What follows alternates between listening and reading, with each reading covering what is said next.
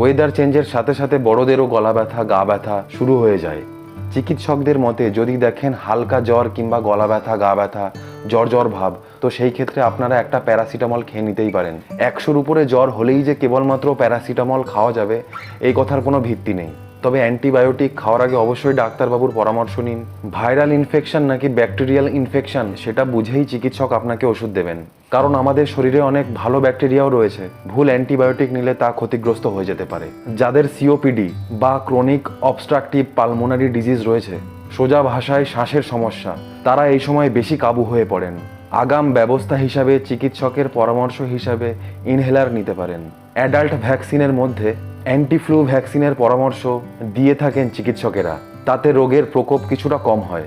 Season চেঞ্জের সময় অল্প বিস্তর পেটের সমস্যাও দেখা দিতে পারে। একটু পেটে ব্যথা, কয়েকবার মলত্যাগ হলেই অনেকে অ্যান্টি ডায়রিয়া পিল খেয়ে থাকেন। এটা করবেন